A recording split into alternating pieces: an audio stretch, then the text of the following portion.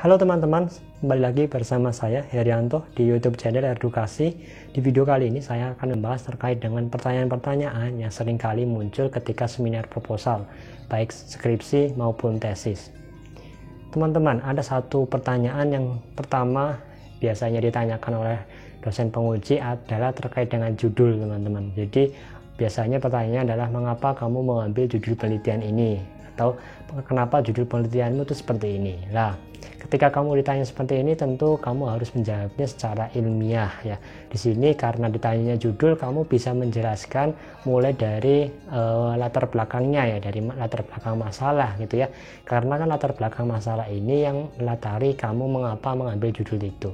Sehingga saran saya ketika kamu ditanya terkait judul, maka jelaskan terkait dengan permasalahan yang memang sudah kamu tuliskan di latar belakang, sehingga kamu bisa mengatakan bahwa saya mengambil judul penelitian ini karena saya menemukan adanya masalah terkait dengan apa bla bla bla gitu ya. Nah, itu saya temukan dari hasil-hasil penelitian yang sudah dilakukan oleh para peneliti sebelumnya. Selain itu, saya juga sudah melakukan penelitian pendahuluan gitu dengan wawancara dengan narasumber X misal. Kemudian saya juga membagikan angket misal kepada responden gitu, sehingga saya mendapatkan suatu permasalahan. Nah, permasalahan ini menurut saya penting untuk diteliti, sehingga saya mengambil judul penelitiannya ini. Begitu teman-teman. Jadi nanti bisa teman-teman kreasikan ya cara menjawabnya. Tetapi intinya cara menjawabnya tidak boleh hanya berdasarkan opini, tetapi harus ada dasarnya, harus ada landasannya. Seperti itu.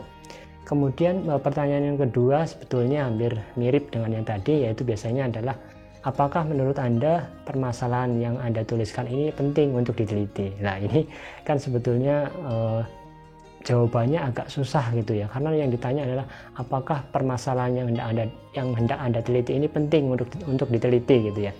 Sehingga saran saya juga hampir sama dengan yang tadi, maka kamu jawabnya harus berdasarkan hasil-hasil penelitian sebelumnya gitu ya. Misalkan ya, berdasarkan hasil penelitian sebelumnya diketahui bahwa variabel Y itu memang masih rendah, misal gitu ya, masih rendah, masih ditemukan permasalahan-permasalahan seperti ini gitu ya. Nah, dari hasil-hasil penelitian tersebut mengatakan bahwa memang variabel ini tuh rendah, variabel ini perlu diteliti lebih lanjut, sehingga saya mengambil terkait dengan variabel ini gitu ya. Jadi kamu harus ada alasan secara ilmiahnya seperti itu. Kemudian juga kamu bisa sajikan data-data yang mendukung terkait dengan latar belakangmu, latar belakang masalahmu. Misal ada data apa gitu ya dari suatu kementerian misalnya, itu bisa menjadi data pendukung misal. Nah, sehingga apa yang kamu utarakan itu memang tidak berdasarkan opini, tetapi memang ada landasannya. Baik teman-teman, memang latar belakang itu seringkali memang ditanyakan ya, latar belakang dan juga judul ini ya. Kombinasi dua ini antara judul atau latar belakang itu memang sangat sering sekali ditanyakan ketika seminar proposal, sehingga kamu harus siapkan jawabannya, dan jawabannya harus secara ilmiah. Kemudian teman-teman, pertanyaan selanjutnya atau pertanyaan yang ketiga yang juga sering ditanyakan adalah terkait dengan rumusan masalah. Rumusan masalah ini berarti terkait juga dengan tujuan penelitian. Biasanya ditanya kenapa rumusan masalah Anda itu seperti ini gitu ya. Nah, kalau kamu ditanya terkait dengan rumusan masalah, maka kamu harus menjelaskan sebetulnya kenapa rumusan masalahmu itu seperti itu, kenapa gitu ya. Kamu harus jelaskan bahwa kamu itu sebetulnya ingin mengetahui tentang apa. Kalau kamu menuliskan rumusan masalah itu, maka hasil penelitian yang kamu harapkan itu apa, maka kamu harus jelaskan di situ. Jadi kalau rumusan masalah ini, maka kamu bisa kaitkan dengan hasil penelitian yang diharapkan. Kamu itu sebetulnya ingin mengetahui tentang apa, ingin mengeksplorasi tentang apa, kamu harus jelaskan di situ. Nah, kalau ini sebetulnya bisa pakai opini kita ya, pendapat kita gitu ya. Karena kan sebetulnya rumusannya misal apa, rumusannya tentang apa, kan kita juga sudah tahu ya bahwa nanti hasil penelitiannya ya tentang apa gitu kan sesuai ini rumusan dengan hasil penelitiannya kan sesuai gitu ya, maka kamu bisa jelaskan seperti itu. Selanjutnya di bab 2 biasanya di kajian teori itu terkait dengan ini teman-teman, apa saja yang sudah Anda kaji terkait dengan kajian teori ini.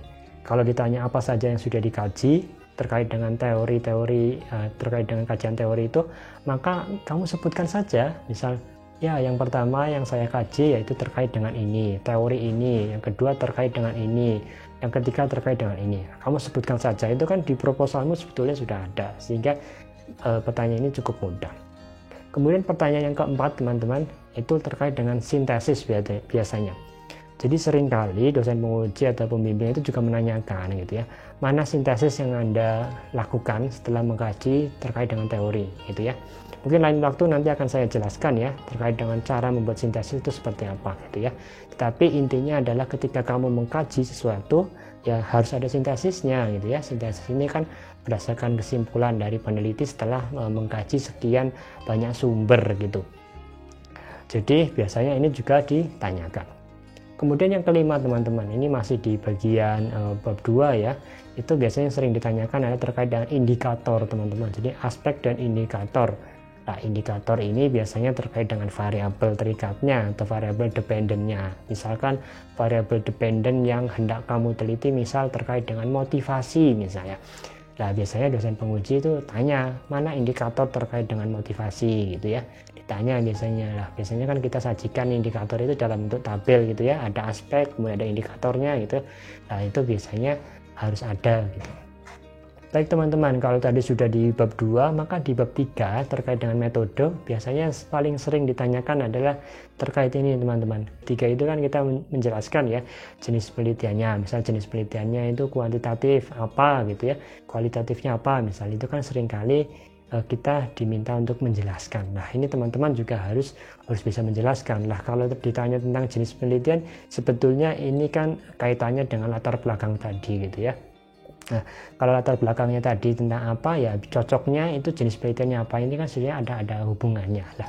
Jadi teman-teman harus bisa menjawabnya ya disangkutkan saja dengan latar belakangnya gitu ya. Karena latar belakangnya itu seperti ini, maka menurut saya jenis penelitian cocok adalah ini. Jadi kamu bisa jawabnya seperti itu.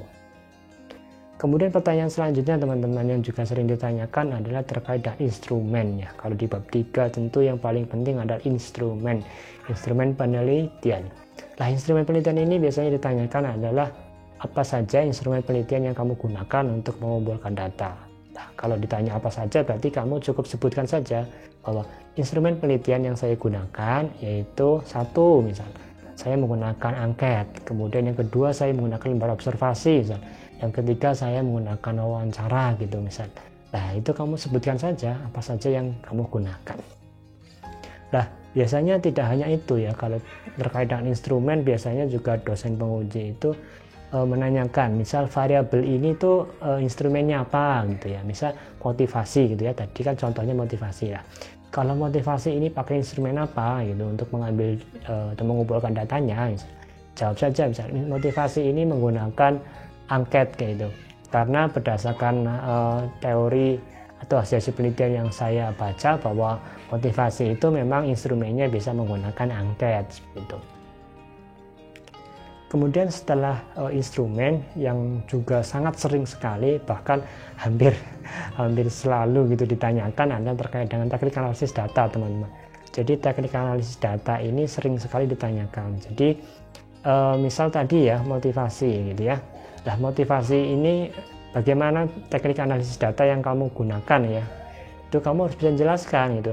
Saya teknik analisis datanya misal menggunakan SPSS dengan UJT gitu ya, UJT untuk mengetahui apa, misal mengetahui peningkatan motivasinya misal gitu, atau mengetahui perbedaan motivasi gitu misal. Lah nanti kamu jelaskan, atau misal secara deskriptif kuantitatif misal. Ya dijelaskan saja gitu ya apa yang sudah kamu tulis di situ. Lah karena teknik analisis data ini sangat penting, biasanya pertanyaannya tidak sampai di situ saja itu ya. Banyak sekali dari dosen penguji yang bervariasi terkait dengan analisis data. Biasanya juga ditanya ya, apakah betul bahwa variabel ini teknik analisis datanya itu ini gitu ya. Ya kamu tentu harus yakin dan punya dasar ya mengapa kamu menggunakan teknik analisis data tersebut. Biasanya juga ditanya, kalau teknik analisis datanya ini hasil penelitian apa sebetulnya, informasi apa yang ingin kamu dapatkan dengan teknik analisis data yang seperti ini gitu ya. Nah itu juga kamu harus pikirkan. Baik teman-teman, pertanyaan terakhir ya menurut saya yang kadangkala juga ditanyakan adalah terkait dengan jika penelitianmu itu tidak sesuai dengan teori, apakah penelitianmu itu dianggap gagal gitu. Ini kan sebetulnya susah-susah gampang gitu ya untuk dijawab. Nah, ketika kamu ditanya seperti itu, maka jawab saja bahwa Bapak Ibu, seandainya penelitian saya tidak sesuai dengan teori, maka saya akan meneliti lebih dalam sebetulnya faktor apa saja yang menyebabkan penelitian saya ini tidak sesuai dengan teori. Nah, seandainya tidak sesuai dengan teori, maka penelitian saya tidak dianggap gagal, karena penelitian saya juga tetap bermanfaat untuk memperkaya hasanah keilmuan gitu ya. Artinya hasil penelitian saya juga bisa menjadi bahan untuk diteliti lebih lanjut. Kok kenapa bisa seperti ini? Nah, ini kan bisa menjadi bahan kajian untuk peneliti-peneliti selanjutnya. Sehingga menurut saya, kalaupun tidak sesuai dengan teori ya tidak masalah. Yang perlu saya lakukan hanyalah mengkaji lebih dalam mengapa tidak sesuai dengan teori, penyebabnya apa, faktornya apa. Nanti akan saya jelaskan seperti itu di bagian pembahasan. Baik teman-teman, mungkin hanya itu saja untuk saat ini ya yang bisa saya sampaikan terkait dengan pertanyaan yang sering ditanyakan di seminar proposal. Nah, mungkin lain waktu akan saya jelaskan lebih detail terkait dengan pertanyaan-pertanyaan apa saja gitu ya. Sampai jumpa teman-teman di video selanjutnya. Terima kasih, salam sukses.